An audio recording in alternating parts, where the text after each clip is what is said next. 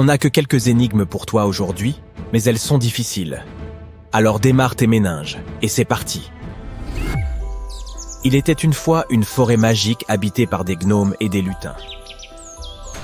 Comme ils ne s'entendaient pas très bien, ils vivaient dans deux parties différentes des bois pour éviter tout conflit. Un jour, ce sont les centaures qui ont envahi la forêt, et les lutins et les gnomes en ont été chassés, prenant la fuite dans toutes les directions. Suivons un petit groupe de 6 créatures, 3 lutins et 3 gnomes. Ils courent vers l'ouest, mais malheureusement, ils tombent sur une rivière.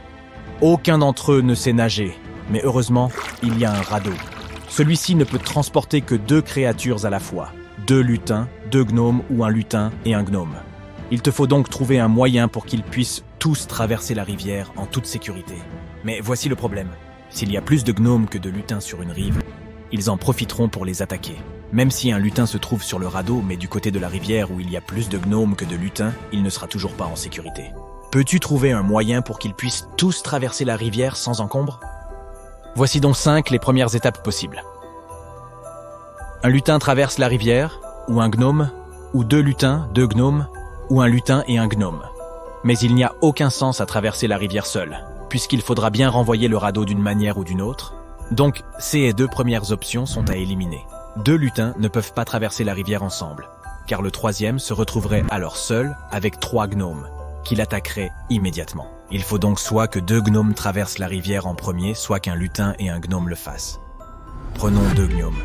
2 d'entre eux traversent donc la rivière, et bien sûr, l'un d'entre eux doit revenir. Et maintenant, 2 lutins ne peuvent pas partir, car le troisième serait encore en danger. Si un lutin et un gnome partent ensemble, c'est celui qui part qui sera en danger dès qu'il aura traversé la rivière. Alors, 2 autres gnomes partent ensemble. Puis l'un d'eux revient. Un elfe et un gnome ne peuvent pas repartir ensemble, car il y aurait alors 3 gnomes et un elfe de l'autre côté. Alors, cette fois-ci, 2 lutins traversent la rivière ensemble. Qui revient? Pas un elfe, car l'autre ne peut pas rester seul.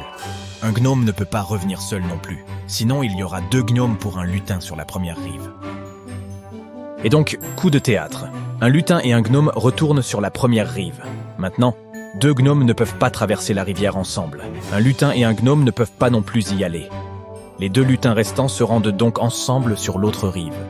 Aucun d'entre eux ne peut maintenant revenir puisqu'il reste 2 gnomes sur cette rive. Un gnome retourne donc chercher l'un de ses amis. Puis, un autre gnome ira chercher le dernier. Mais ce n'est pas la seule solution. On peut aussi y parvenir en envoyant un gnome et un lutin ensemble dans un premier temps. Voici le graphique qui illustre ce scénario.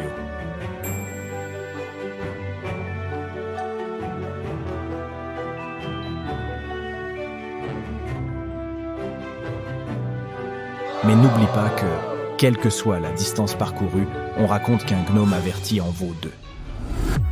Ok, bon travail.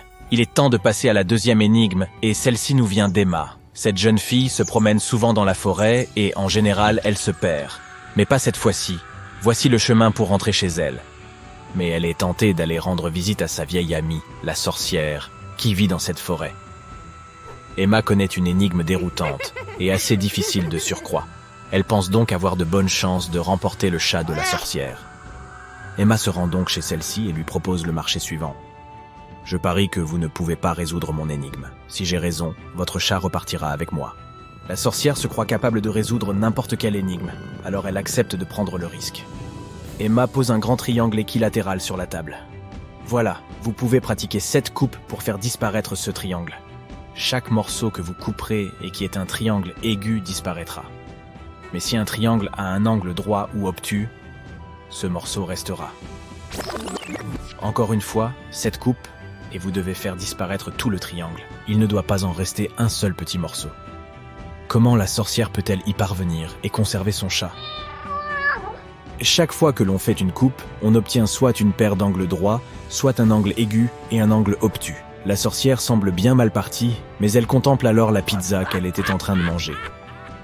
Lorsque l'on coupe en plus de 4 morceaux, tous les angles sont aigus. Le problème, c'est qu'une pizza est ronde et qu'il s'agit là d'un triangle. Il n'empêche, cette astuce fonctionne également avec d'autres formes, comme les hexagones et les pentagones. Tant mieux pour la sorcière. Elle peut créer un pentagone à partir de ce triangle aigu en pratiquant seulement 2 coupes. Les petits triangles ainsi découpés sont aigus et disparaissent. La sorcière doit maintenant s'occuper du pentagone comme elle le fait avec une pizza. Elle doit le couper en 5 morceaux, en utilisant ces 5 dernières coupes. Et c'est gagné. Nous savons que tu aimes ce chat, Emma, mais tu n'as qu'à en trouver un qui n'appartienne qu'à toi. Tu te réveilles dans une pièce sans fenêtre ni porte. Le plafond est extrêmement élevé et la seule issue est une trappe fermée tout en haut. Soudain, la pièce commence à se remplir d'eau. Tu as vérifié partout, il n'y a aucun moyen de la couper. Tu sais que les secours sont en route, mais ils ne seront pas là avant au moins 5 minutes. Tu es presque sûr que la pièce entière sera inondée en moins de 2. Tu ne pourras certainement pas retenir ta respiration aussi longtemps. Tu regardes autour de toi et trouves 3 objets. Une paille, une corde et un seau. Un seul d'entre eux peut te tirer de cette situation. Lequel dois-tu choisir et en quoi va-t-il t'aider ?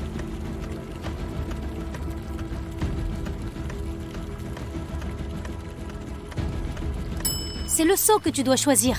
Retourne-le et mets ta tête à l'intérieur lorsque l'eau arrive à ton menton. Tu auras ta propre petite poche d'air pour respirer jusqu'à l'arrivée des secours. Tu es dans un bâtiment qui vient de prendre feu. Tu dois t'échapper, mais le feu ne cesse de s'étendre et de se propager. Tu as des vertiges et la fumée t'empêche de voir. Et la chaleur, c'est insensé! Soudain, tu vois 3 chemins qui mènent à l'extérieur, mais ça ne va pas être si simple. Il n'y a pas de feu près de la première sortie, mais elle se trouve de l'autre côté de la pièce en feu. La deuxième sortie est juste devant toi, mais sa partie supérieure est complètement envahie par les flammes. La dernière sortie se trouve dans la cuisine. Il y a du verre brisé partout, mais peu de flammes et la porte est grande ouverte. Quelle sortie dois-tu prendre ?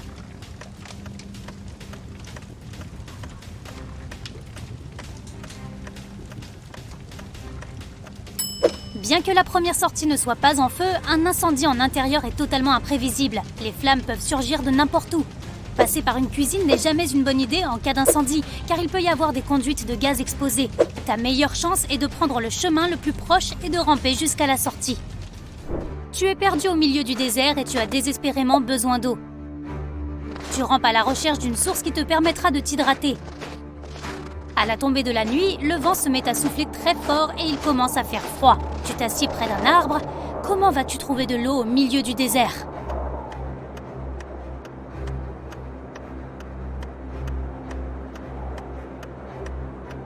Attrape 2 des plus grosses branches de l'arbre. Puis déchire ta chemise et étends-la entre elles, un peu comme une voile. Enfonce les 2 branches dans le sable bien solidement. L'eau présente dans l'atmosphère ambiante sera retenue par le tissu et s'égouttera. Tu n'auras qu'à la récupérer. Tu es attaché à des rails de chemin de fer et tu ne peux pas te libérer. Un train se dirige vers toi et il n'a pas l'air de ralentir. Si tu tends tes bras, tu peux atteindre un briquet, un petit rasoir de poche et un bidon d'huile. Que peux-tu utiliser pour t'échapper ?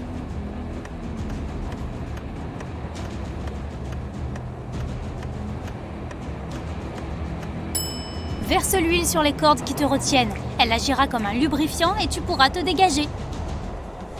La pêche sur glace de Taylor a vraiment été fructueuse aujourd'hui. Il a remballé son matériel et s'est mis en chemin pour rentrer dîner. Mais alors qu'il rejoignait sa voiture, il s'est aperçu qu'il était suivi par un puma affamé. L'animal le poursuivait. Taylor était très près de sa voiture, mais le puma le rattrapait.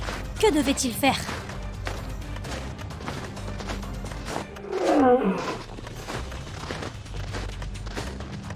Il devait jeter son poisson afin de distraire le puma, puis il devait se débarrasser de tout son matériel qui ne faisait que le ralentir. Comme ça, il aurait une chance d'arriver jusqu'à sa voiture avant que le puma ne l'attrape pour le dévorer. Tu te trouves dans une pièce plongée dans le noir. L'endroit est immense et il y a de nombreux couloirs et corridors menant on ne sait trop où. Tu dois trouver la sortie avant que la salle ne devienne aussi chaude qu'un four. Tu n'as que 2 minutes. Tu peux sentir quelques tuyaux à tâtons sur le mur, mais rien d'autre. Comment vas-tu t'en sortir ?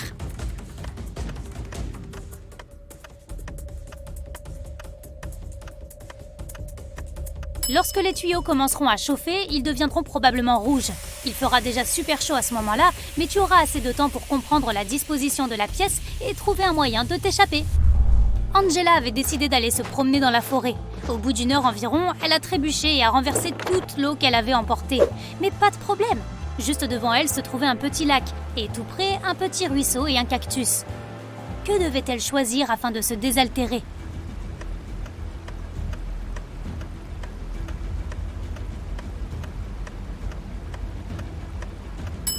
C'est vers le ruisseau qu'elle devait se diriger. Le lac est stagnant, ce qui signifie qu'il contient probablement des bactéries. Et un seul cactus ne contiendra pas assez d'eau pour étancher sa soif. Même si le ruisseau est petit, l'eau qui s'écoule est toujours l'option la plus sûre. Mais qu'est-ce que c'est? Ah! Des empreintes de pattes! Il y a les traces d'un ours qui se dirige vers la forêt, les empreintes d'un loup qui viennent de la forêt, et les empreintes d'un élan se dirigeant vers un lac. Où dois-tu aller si tu ne veux pas te faire dévorer? Réfléchis vite!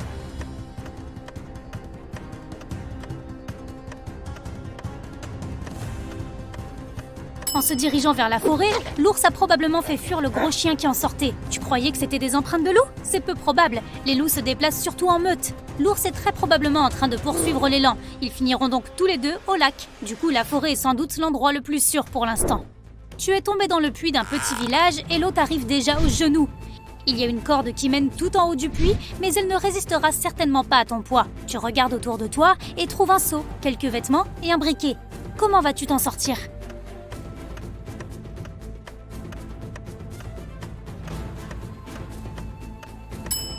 Mets les vêtements dans le seau, attache le seau à la corde et mets le feu aux vêtements. Puis hisse rapidement le seau vers la sortie. Il y a de fortes chances, dans un si petit village, que quelqu'un voit la fumée et vienne te secourir. Il y a un petit café à Boston qui s'appelle les 9 lanternes, mais il n'y a que 7 lanternes accrochées dehors. Le propriétaire est au courant de cette erreur et pourrait facilement la corriger, mais il ne le fait pas. Pourquoi ?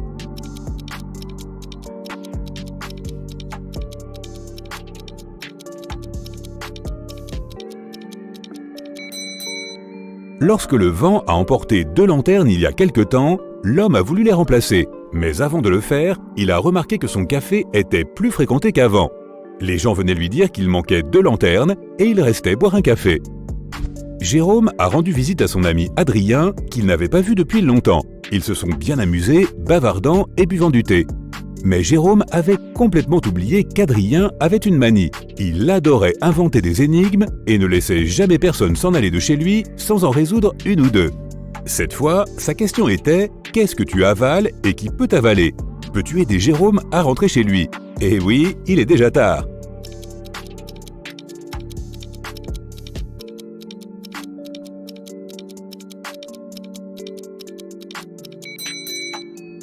La réponse est l'eau. Jérôme savait bien qu'il ne pourrait pas partir après une seule énigme. Comme il s'y attendait, Adrien en avait une autre pour lui. Qu'est-ce qui a un dos et 4 pieds, mais qui ne peut pas marcher?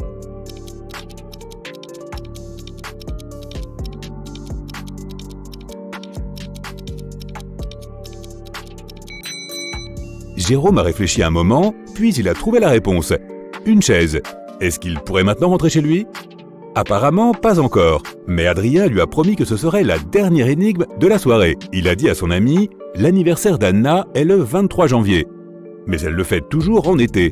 Pourquoi?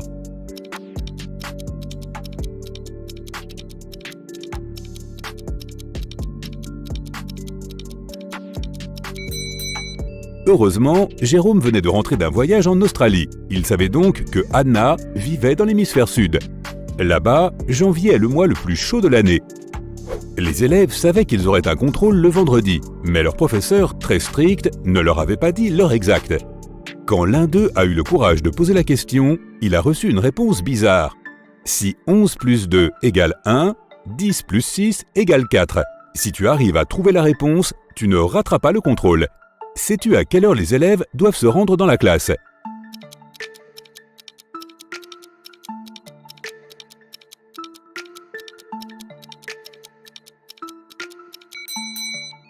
À 4 heures. 11 heures plus 2 heures, c'est 1 heure. Et 10 heures plus 16 heures, c'est 4 heures de l'après-midi. Jacques a appelé sa femme Maria et lui a dit qu'il serait à la maison à 8 heures. Il n'avait rien prévu de spécial pour ce soir-là. Mais quand il est arrivé à 8 heures et 2 minutes, sa femme était furieuse. Pourquoi était-elle en colère?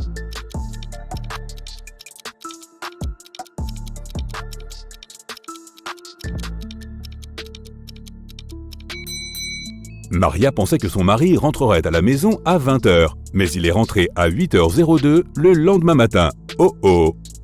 Regarde ces 2 dames. Elles semblent toutes les 2 très riches, mais une seule l'est vraiment. Sauras-tu reconnaître la fausse riche?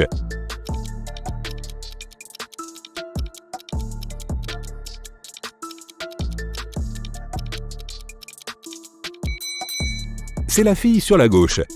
Elle se prend en photo avec une voiture de luxe en arrière-plan, mais il y a quelqu'un sur le siège du conducteur, et cette personne semble plutôt surprise.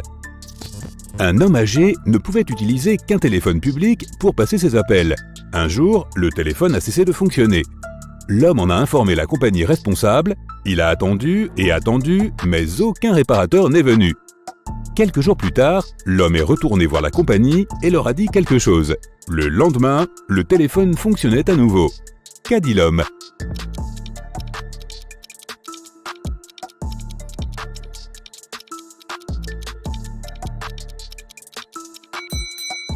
Il a dit que les gens utilisaient le téléphone pour passer des appels sans payer. Regarde attentivement cette photo. Qu'est-ce qui cloche ?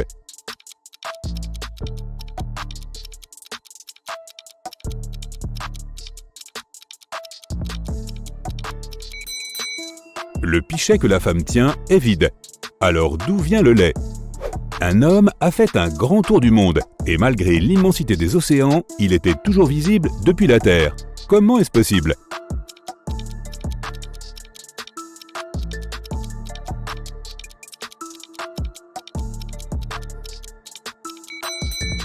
Ce n'est pas compliqué. L'homme se trouvait dans un vaisseau spatial en orbite autour de la Terre. Mark se rend compte qu'il est enfermé dans une pièce. Il y a 4 portes, mais il en a déjà franchi une et il ne peut pas la repasser. La première porte mène dans une pièce où des fils à haute tension sont suspendus au-dessus d'un sol mouillé. Derrière la deuxième porte, il y a une pièce remplie d'eau avec des piranhas. Et la troisième porte cache une pièce où une pluie acide qui fait fondre la peau tombe du plafond. Quelle porte doit-il utiliser pour éviter le danger ?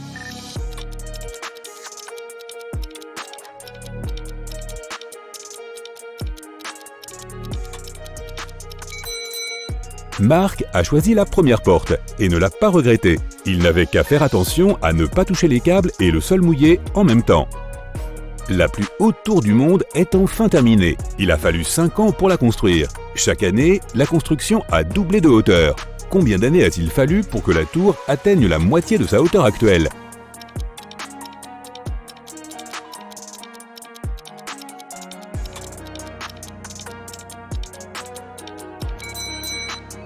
4 ans. Si la tour grandissait 2 fois plus chaque année, elle devait avoir atteint la moitié de sa hauteur finale 1 an avant d'être terminée. » Luna a 2 amis, Pierre et Roland. Le jour de son anniversaire, la fille souhaite aller au cinéma avec les 2 garçons. Mais ils ne se connaissent pas et Luna a peur qu'ils se sentent mal à l'aise. Mais il y a encore un autre problème. Elle a dépensé trop d'argent ce mois-ci. Si elle invite ses amis, c'est elle qui devra payer. Maintenant, elle essaie de calculer ce qui sera le moins cher. Inviter les 2 garçons en même temps ou aller au cinéma avec chacun d'entre eux à tour de rôle. Peux-tu aider Luna ?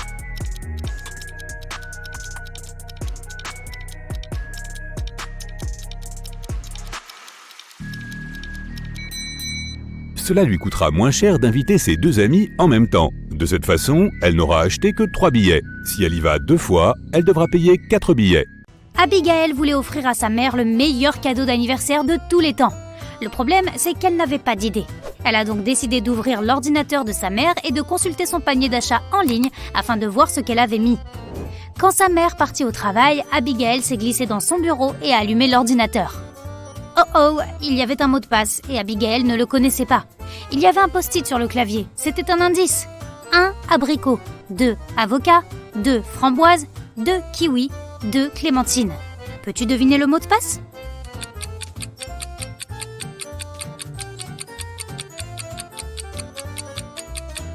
Chaque chiffre représente une lettre du mot correspondant. 1 abricot signifie la première lettre de ce mot, donc A. Ensuite, on obtient V, R, I et L. Le mot de passe est avril. Eh ben, sa mère aime vraiment les fruits. Une dame avait fait des achats et quitté le magasin juste après avoir payé. Quelques minutes plus tard, elle est revenue car elle avait oublié son portefeuille à la caisse. Mais le portefeuille avait déjà disparu. Elle a appelé la police pour signaler le vol. Un inspecteur est donc venu interroger les personnes qui se trouvaient dans le magasin à ce moment-là. Sophia, la caissière, a dit qu'elle n'avait pas vu le portefeuille après le départ de la dame. Robert, un pilote qui faisait lui aussi des courses dans le magasin, a dit qu'il n'avait pas pu voir le portefeuille, car il n'avait pas ses lunettes. Marc, un paysagiste, a dit qu'il se trouvait dans une autre partie du magasin et qu'il n'avait donc rien vu. Alors, qui a volé le portefeuille?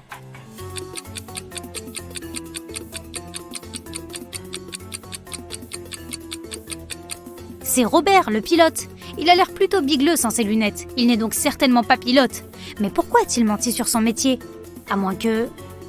Le frère d'Amélie, Nicolas, était un savant fou. Depuis l'année dernière, il travaillait sur une machine à voyager dans le temps. Un jour, il entra dans la chambre d'Amélie en courant et cria « Il avait réussi ! Il avait inventé une machine à voyager dans le temps et elle fonctionnait parfaitement !» Il dit qu'il l'avait déjà testée. Il avait réussi à parler à William Shakespeare, à la princesse Diana et à Sherlock Holmes. Amélie n'en croyait pas un mot. Pourquoi était-elle si sûre qu'il mentait?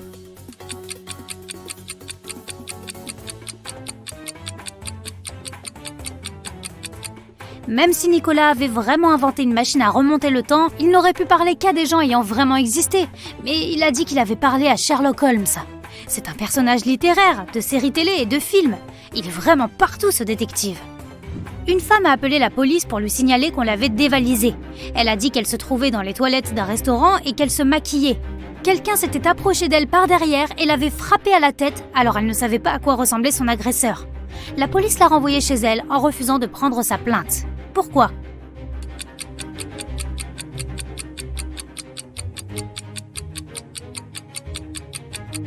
La femme était en train de se maquiller, elle devait donc se regarder dans le miroir et elle aurait certainement vu quelqu'un approcher derrière elle.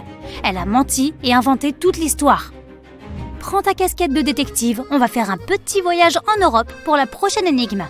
Bill voyageait en train de Paris à Berlin. Quand le train arriva à Berlin, Bill n'était plus à bord. Son ami signala sa disparition. L'enquête commença et quelque part entre Paris et Berlin, ils trouvèrent des indices intéressants. Des traces de pas, très probablement ceux de Bill, et à quelques mètres, ses bagages.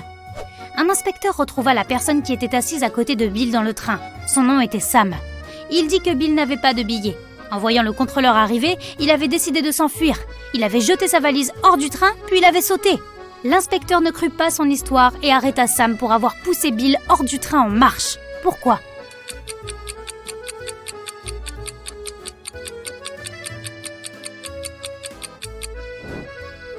Regarde dans quelle direction allait le train. Si l'histoire de Sam était vraie, la valise aurait dû être derrière les traces de pas de Bill, pas devant.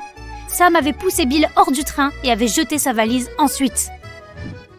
Madame Anderson était rentrée du travail au milieu de la journée parce qu'elle avait oublié des documents importants chez elle. En entrant dans sa chambre, elle vit son mari allongé sur le lit. Il y avait un secouriste à côté de lui. Monsieur Anderson était sans connaissance et le secouriste expliqua qu'il avait été empoisonné. Heureusement, il avait eu le temps d'appeler le SAMU avant de s'évanouir. Madame Anderson verrouilla immédiatement la porte et appela la police. Elle dit qu'il y avait un faux secouriste chez elle et qu'il avait empoisonné son mari. Comment le savait-elle ?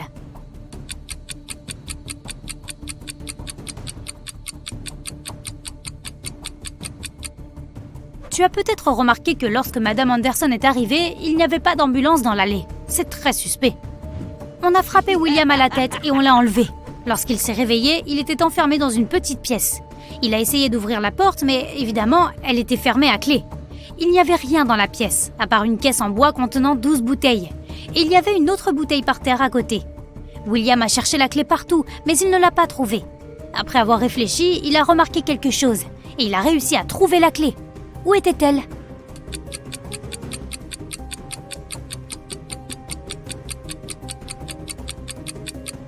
Regarde la bouteille sur le sol, c'est exactement la même que les autres. Mais étrangement, elle semble se trouver plus bas qu'elle ne devrait. Il devait y avoir un faux fond dans la boîte, et c'est là que se trouvait la clé. Plusieurs femmes ont disparu dans une petite ville. La police a cherché pendant des mois, mais n'a pas réussi à trouver une seule trace d'elle. Un jour, un inspecteur a eu de la chance. Il a vu une silhouette à capuche qui correspondait à la description de l'une d'elles, l'a suivie et a trouvé l'endroit où les femmes étaient détenues. Mais quand il est entré, il n'y avait que 3 femmes. Toutes ont dit qu'on les avait enfermées dans cette petite pièce. La première femme a dit qu'elle s'appelait Emily. Elle avait passé environ 1 an dans cette pièce. La deuxième femme, Aria, a dit qu'elle était là depuis environ 6 mois. La troisième femme a dit qu'elle s'appelait Brigitte et qu'elle était enfermée ici depuis environ 2 mois. Peux-tu deviner qui ment ?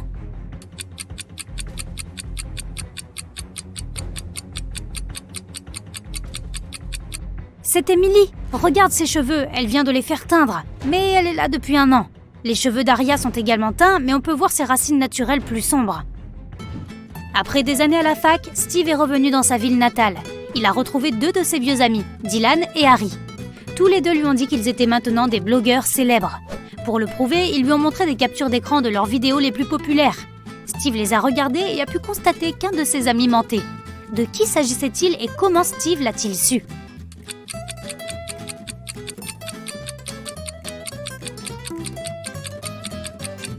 C'est Harry qui mentait. Le nombre de vues pour sa vidéo est de 2,1 millions, mais le nombre de likes est bien plus élevé, 4,5 millions. C'est impossible, ou tout au moins très très suspect.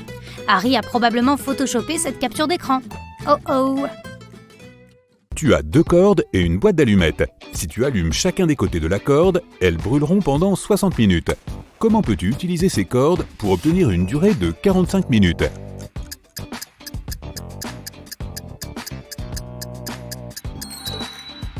Tu dois brûler une des cordes des 2 côtés.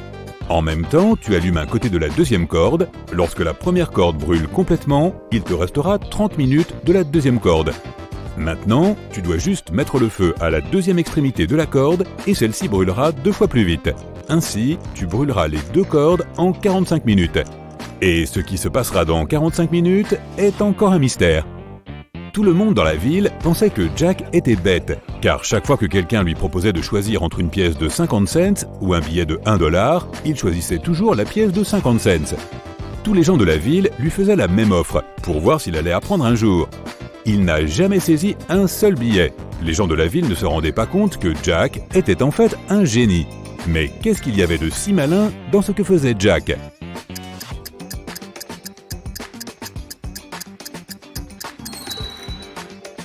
En fait, Jack est vraiment très intelligent, car il a convaincu tout le monde en ville de le couvrir d'argent gratuitement. Tant qu'il continuait à choisir l'option la moins intéressante, les gens venaient essayer ce tour sans arrêt avec lui. Tu vois cette voiture ? Jack a toujours refusé les billets d'$1 depuis plus de 10 ans, et il a économisé assez d'argent pour s'acheter une voiture.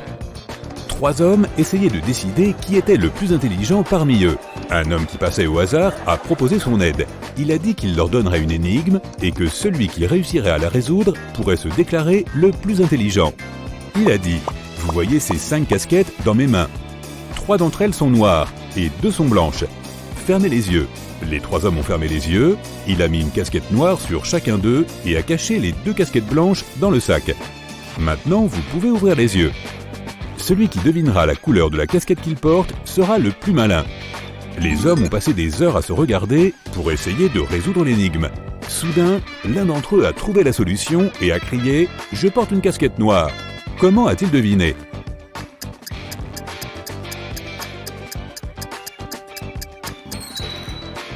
Bon, ok, il n'a pas vraiment deviné. Il a essayé de réfléchir de manière logique, mais il n'y avait pas de réponse rationnelle. Il a donc regardé son reflet dans une flaque d'eau voisine. Il y a un baril d'eau dans la cour. Tu regardes à l'intérieur et tu dis qu'il est rempli à plus de la moitié. Mais ton ami prétend qu'il est rempli en dessous de la moitié. Comment savoir qui a raison sans utiliser d'outils ni enlever l'eau du baril ?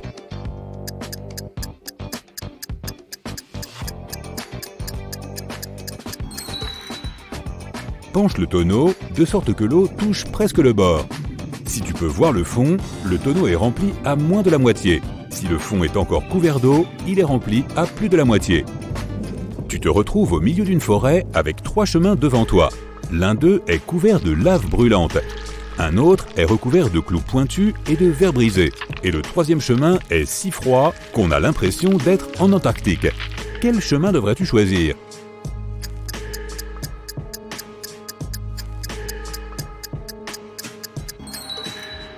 Choisis le 3e chemin.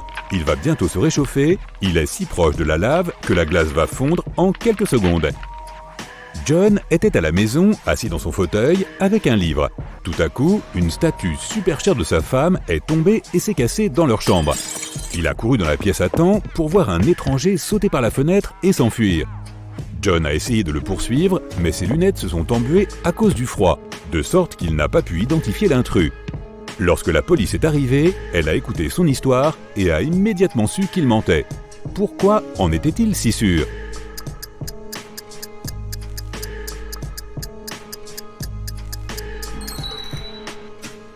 Quiconque porte des lunettes sait qu'elle ne s'embue pas quand on passe d'une pièce chaude au froid extérieur. C'est l'inverse. L'homme a inventé cette histoire parce qu'il ne voulait pas admettre qu'il avait lui-même cassé la statue. Un jour, un homme a été pris sous une pluie torrentielle. Malheureusement, il n'avait rien pour se tenir au sec, pas même un chapeau ou un parapluie. Pourtant, pas un seul cheveu de sa tête n'a été mouillé. Pourquoi cela ?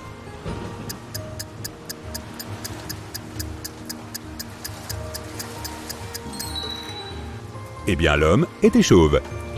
Tu as 3 allumettes. Peux-tu en faire un 6 sans les casser en morceaux ?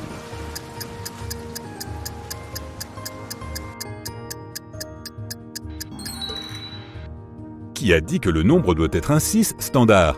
Les allumettes formaient un chiffre romain 3 parfait dès le départ. Il suffit donc d'emboîter le bas des 2 premières allumettes pour former un V et cela donne un chiffre romain 6. Imaginons que tu ne saches pas à quoi ressemble un éléphant. Un jour, tu pars en safari pour observer des animaux avec tes amis. L'un d'eux te montre un rhinocéros avec son doigt et te dit que c'est un éléphant. L'autre te montre un hippopotame et prétend que c'est un éléphant. Qui croirais-tu et pourquoi ?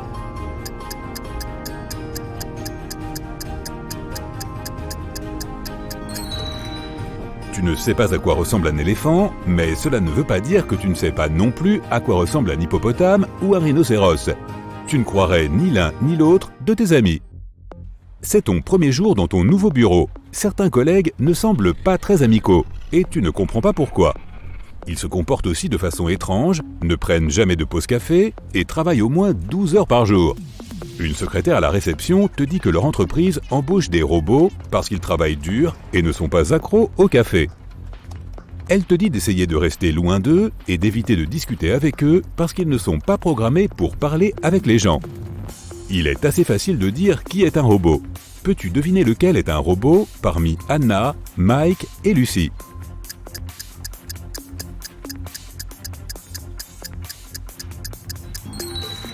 C'est Mike. C'est le seul des 3 à avoir un interrupteur du côté droit. Tu es prêt ? Voici un autre exercice de réflexion pour toi. Et on y va. Après les cours, Margot est allée étudier à la bibliothèque. À un moment donné, elle est partie pour les toilettes. Quand la jeune fille est revenue, elle a découvert que son portefeuille avait disparu. Margot a immédiatement appelé la police. La bibliothécaire a dit qu'elle avait vu un type. Cependant, elle ne voyait pas bien et ne se rappelait pas à quoi il ressemblait. Après avoir écouté sa vague description, les policiers ont interrogé 3 étudiants. Owen a dit qu'il avait étudié et n'avait pas quitté son bureau jusqu'à l'arrivée de la police. Finn a dit qu'il avait vu la fille mais n'avait pas vraiment fait attention à elle. Il était à la recherche de livres. Lucas a dit qu'il était occupé à parler à son ami au téléphone. Il n'avait rien vu. Peux-tu trouver qui a volé le portefeuille ?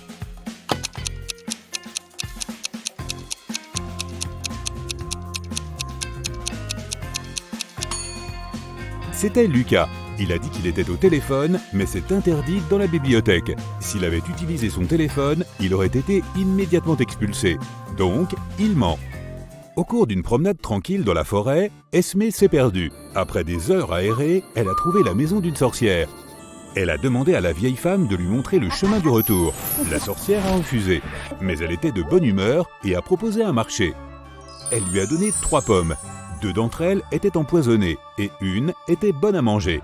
La fille devait prendre une pomme et mordre dedans. Si elle n'était pas empoisonnée, la sorcière lui montrerait le chemin du retour. Esmé était une fille intelligente et a réussi à le faire. Comment a-t-elle su quelle pomme choisir ?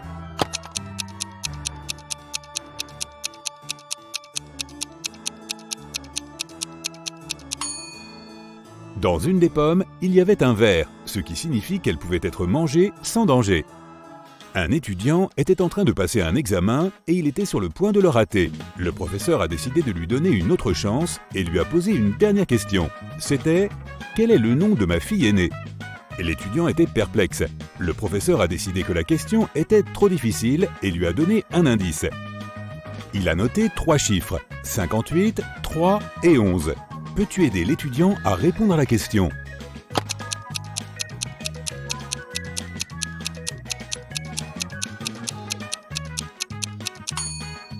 C'est un cours de chimie. L'énigme doit avoir un rapport avec ce sujet.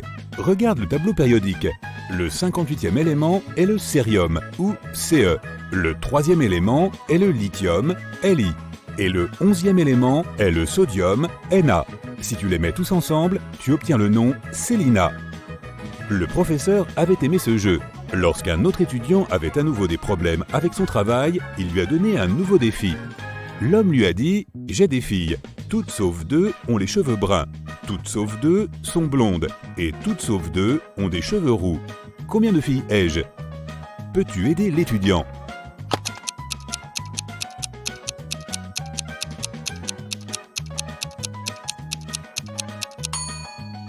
Cette fois, l'énigme n'a rien à voir avec la chimie. C'est de la pure logique.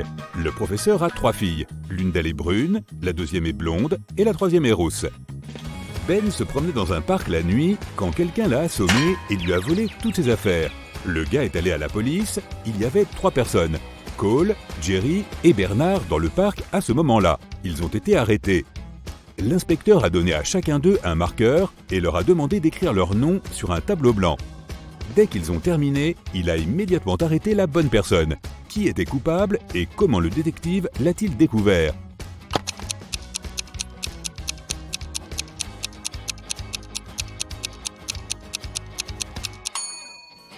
C'était Jerry. Ben a été frappé par la droite. Cela signifie que la personne qui l'a fait était gauchère. Parmi les 3 suspects, il n'y a que Jerry. Vraiment, Ben et Jerry ? Je crois que j'ai justement besoin d'une glace. Un membre d'une expédition au pôle Sud s'est retrouvé dans une grotte gelée. Il ne se souvenait pas de ce qui s'était passé, mais il savait qu'il devait sortir de là. L'homme a découvert 3 portes et une note qui disait ce qu'il y avait derrière chacune d'elles. Derrière la première, il y avait un ours polaire affamé. Derrière la deuxième porte, il y avait une pièce remplie de gaz toxiques. Et derrière la troisième, il y avait une pièce avec des stalactites glacées qui tombaient du plafond à chaque seconde. Quelle porte l'homme devrait-il choisir pour survivre ?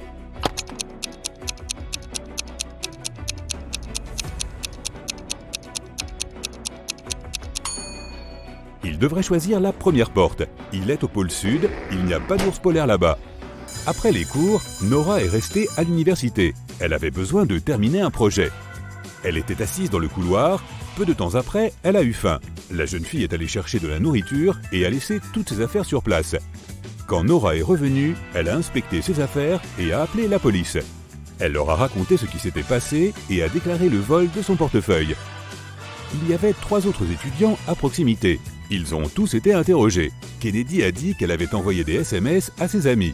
Ethan a dit « Je me suis assis près de Nora pendant un moment, mais je n'ai pas vu ou touché son portefeuille. » Gabriella a dit qu'elle était dans la classe et qu'elle était sortie quelques minutes avant.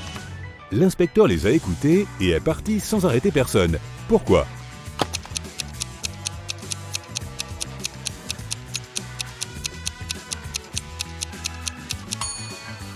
Le détective s'est souvenu que Nora était allée chercher de la nourriture. Cela signifie qu'elle avait son portefeuille avec elle et donc personne n'avait pu le voler. La fille avait menti. 3 femmes, Sarah, Mila et Eleanor, sont allées faire du shopping. 2 d'entre elles sont enceintes et la 3e est une voleuse de pastèques professionnelle. Oui, je sais, mais c'est juste pour rigoler. Peux-tu me dire laquelle a volé la pastèque ?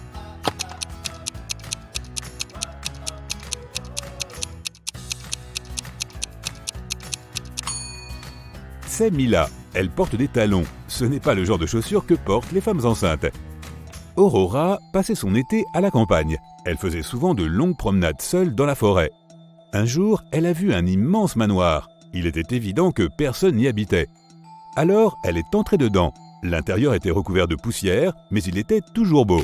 Aurora a pris quelques photos et a quitté l'endroit. « J'étais occupée à distribuer le courrier », dit le facteur. « Je n'ai pas eu le temps de m'attarder dans cette zone et je n'ai rien vu. » Et Monsieur Thomas dit à la police qu'il avait travaillé dans son bureau. Le détective sait tout de suite qu'une de ces personnes ment. Qui est-ce ?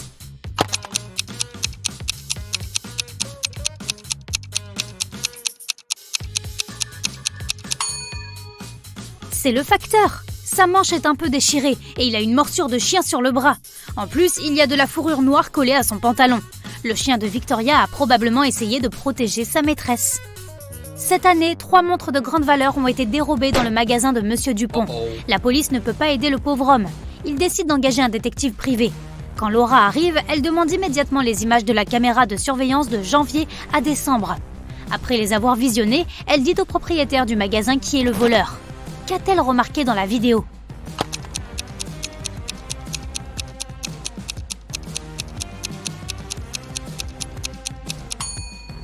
Le même type est venu au magasin plusieurs fois, en avril, août et novembre, et à chaque fois, il avait un plâtre sur le bras. Aucun os cassé n'a besoin de 8 mois pour guérir. Joël a un ami, Richard, qui ne répond jamais directement aux questions. Un jour, Joël envoie un message à Richard, l'invitant à rejoindre leurs amis communs dans un café. La réponse de Richard est un peu bizarre. « Désolé, pas d'argent, boulot entre boulot ». Heureusement, Joël connaît son ami suffisamment bien pour comprendre ce qu'il veut dire. Peux-tu le comprendre aussi ?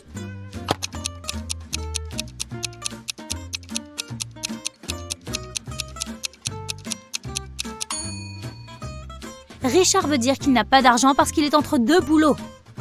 Denis est très populaire au bureau. Grand, beau, drôle et sympathique. Mais il y a une chose qui fait que certaines personnes ne l'aiment pas. Cet homme a une nouvelle petite amie tous les mois. Ce vendredi, Denis arrive au travail plus heureux que jamais. Il a finalement acheté la voiture de ses rêves. À l'heure du déjeuner, il se rend au parking pour admirer son nouveau jouet. Oh non! Sa voiture est abîmée! Rayée et couverte de peinture! Denis devient tout pâle et appelle la sécurité. Il a 3 suspectes, qui sont toutes ses ex. Andrea déclare qu'elle ne savait même pas que Dylan avait acheté une nouvelle voiture. Catherine répond qu'elle préparait un rapport pour leur patron et qu'elle n'a pas quitté son bureau. Emilia dit qu'elle lui a pardonné il y a longtemps. Qui a abîmé la voiture de Denis ?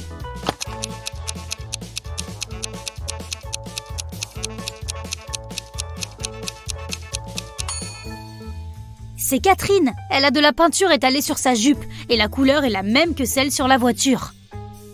2 femmes de chambre travaillent dans un petit hôtel de montagne. Un jour, le propriétaire de l'hôtel découvre que l'une d'elles vole régulièrement des choses aux clients. Mais il ne sait pas laquelle c'est. Regarde ces femmes de chambre qui s'affairent à nettoyer. Peux-tu aider le propriétaire à identifier la coupable ?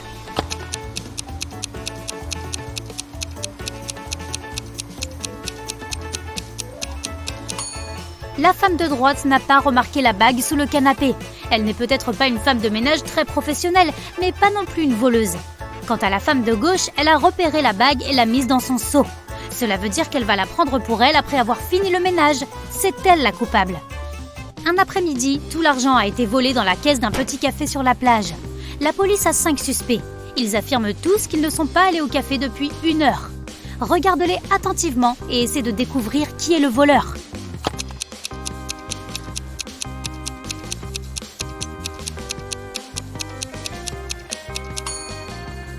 C'est le type qui tient un cocktail à la main. Il l'a certainement acheté récemment au café.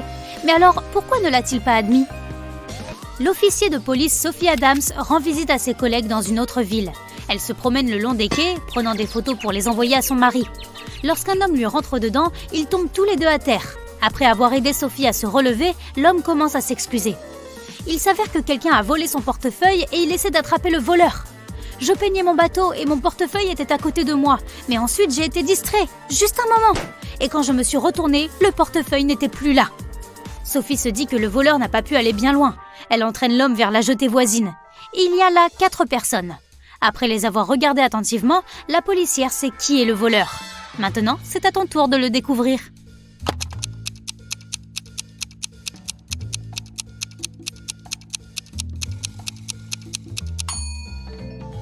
C'est l'homme qui parle au téléphone. Il a de la peinture verte sur ses pieds. Julia va déjeuner dans son restaurant préféré. Elle occupe une table près de la fenêtre et pose son sac sur la chaise à côté d'elle. Une fois que la femme a passé commande auprès du serveur, elle va aux toilettes pour se laver les mains. Mais quand elle revient à la table, son sac est ouvert et son portefeuille a disparu. Le serveur lui dit qu'il n'a remarqué qu'un seul homme passer près de sa table. Il était petit, avec un tatouage sur le cou. Il semblait sortir sur la terrasse. Julia s'y précipite et voit 3 personnes assises à leur table. Elle les regarde attentivement et comprend vite qui a pris son portefeuille. Qui est le voleur ?